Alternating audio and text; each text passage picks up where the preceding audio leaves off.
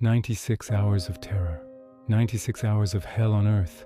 This is the story of the USS Indianapolis, a tragedy so horrific it was classified for decades, and a tale of survival against all odds. Midnight, July 1945. The Pacific Ocean is a vast black void. For the 1,195 men aboard the heavy cruiser USS Indianapolis, this was supposed to be just another quiet night on patrol. But they had a secret. They were carrying the most dangerous cargo in human history. The core components of Little Boy, the atomic bomb that would soon incinerate Hiroshima. After successfully delivering the weapon to Tinian Island, their top secret mission was complete. They were then ordered to sail to the Philippines for training exercises. But here's the first chilling detail. They were sent alone. No destroyer escort to protect them, and critically they were ordered to maintain radio silence, and zigzagging patterns were deemed unnecessary in this safe part of the ocean. They were a lone ship, sailing blind, completely unaware of the predator lurking beneath the waves. At 12:14 a.m. on July 30th, the quiet was shattered. 2 Japanese torpedoes, fired from the submarine I-58, slammed into the Indianapolis. The first one blew the bow clean off. The second struck midship, right near the fuel tanks and ammunition stores. The result was a cataclysmic explosion that ripped the ship in half. The lights went out instantly. A torrent of seawater and burning oil flooded the decks. There was no time for an orderly evacuation, no time to launch most of the lifeboats. The ship didn't just sink, it disintegrated.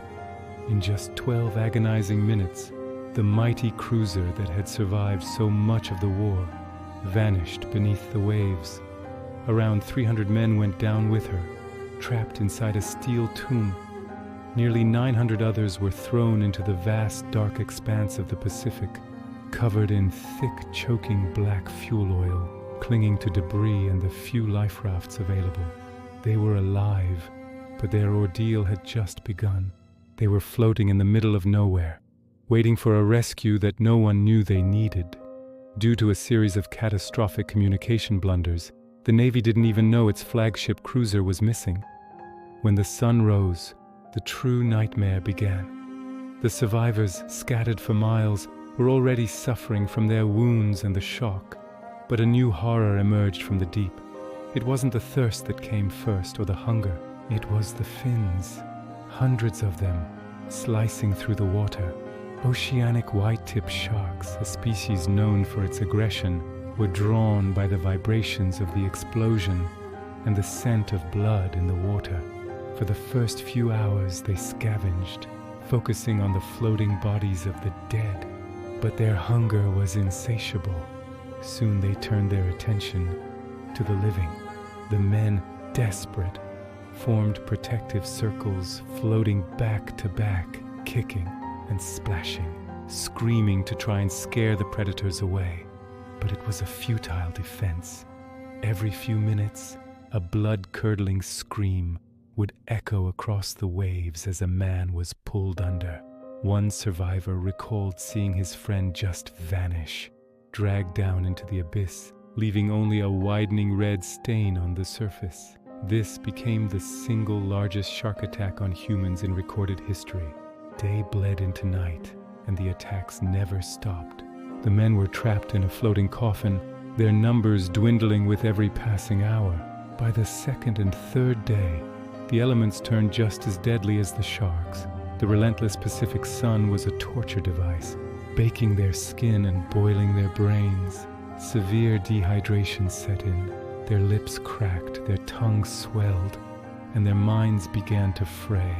Driven mad by an unquenchable thirst, some men began to drink the salt water, a fatal mistake. The salt poisoned their bodies, accelerating their dehydration and pushing them into psychosis.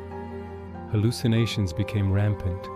Men would see phantom islands on the horizon, or claim they'd found a freshwater spring just beneath the surface, swimming down to their deaths. Paranoia took hold. Fights broke out over non-existent water supplies. Some survivors, seeing their friends babbling incoherently, believed they were Japanese spies and killed them. Others, unable to bear the suffering any longer, simply unbuckled their life jackets and let themselves sink into the quiet darkness below. The group of 900 had been whittled down, day by day, hour by hour, by sharks, by madness, and by despair.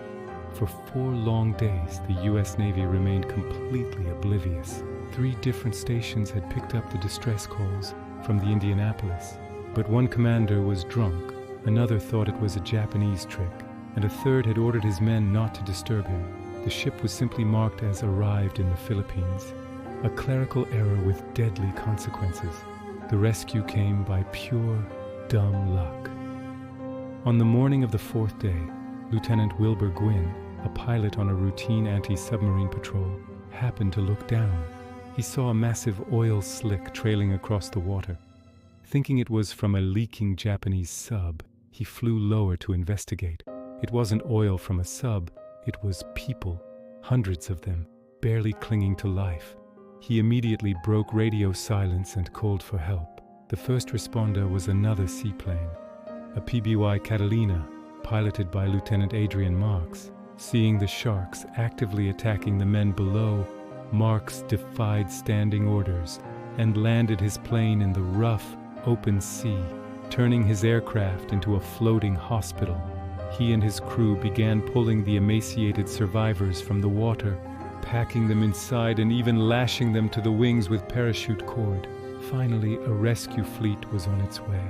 Of the almost 900 men who went into the water, only 316 were left. They were little more than skeletons, their bodies covered in sores, and their minds scarred forever. But the tragedy didn't end with the rescue. The sinking of the Indianapolis was one of the greatest naval disasters in U.S. history, and the Navy needed a scapegoat to deflect blame from its own incompetence.